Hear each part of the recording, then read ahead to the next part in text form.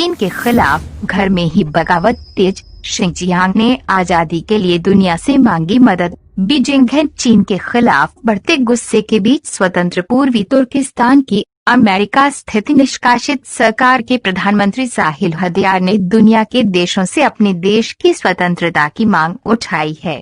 साहिल हदियार का कहना है कि शिंजियांग पूर्वी तुर्किस्तान के लोगों की स्वतंत्रता की चाह साफ दिख रही है। शिंजियांग के लोग चीन के अत्याचारों और दमन से तंग आ चुके हैं, इसलिए उनको चीन के कब्जे से आजाद कराने के लिए दुनिया को आवाज उठानी चाहिए। बता दें कि ये पहला मौका नहीं है जब चीन के शिंजियांग प्रांत में स्वतंत्रता की मांग उठी है। वस्तुतः इस इलाके में रहने वाले उइगर मुसलमानों के साथ नस्लीय भेदभाव और उनका धार्मिक उत्पीड़न बहुत पुराना है। वर्ष 2009 में यहाँ बड़ी मात्रा में दंगे हुए थे, जिसमें उइगर मुसलमानों की बड़ी संख्या हत्या हुई थी। इसके बाद वहां सरकारी दमन अपने चरम पर है। सरकारी आंकड़ों के अनुसार पिछले 4 वर्षों में चीन की सरकार ने शिंजियांग के सुदूर पश्चिमी क्षेत्र में जहां उइगर मुसलमान रहते हैं वहां इस प्रकार का अत्याचार किया है जिसे कुछ विशेषज्ञ एक तरह से जनसांख्यिकीय नरसंहार तक कह चुके हैं। लेकिन कोरोना के फैलाव और अमेरिका चीन के बीच चल रहे शीत युद्ध ने यहाँ के लोगों को अपनी आजादी की मांग उठाने का सही अवसर दिया है। पूर्वी तुर्किस्तान की निष्कासित सरकार जानती है कि एशियाई शक्तियों में केवल भारत ही है जो चीन का मुकाबला कर सकता है। भारत ने हाल ही में चीन को गलवान की घटना के बाद जिस तरह से चीन को मुंहतोड़ जवाब दिया है, उसके बाद भारत की शक्ति के प्रति विश्वास बढ़ा है।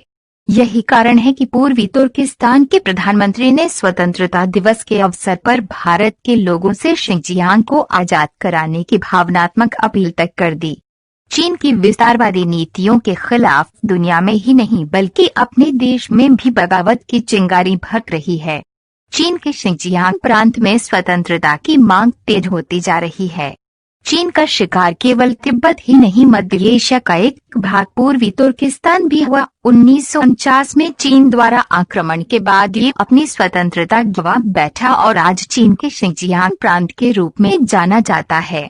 आज के शिंजियांग में समय समय पर चीन से स्वतंत्रता के लिए संघर्ष हो रहा है। 1990 के दशक में सोवियत संघ की टूटने के बाद मध्य एशिया में तुर्किस्तान, कजाकिस्तान आदि स्वतंत्र देशों का अस्तित्व बना। तब चीन के शिंजियांग में पूर्वी तुर्किस्तान की स्वतंत्रता की मांग उठी जिसे चीन ने दबा दिया।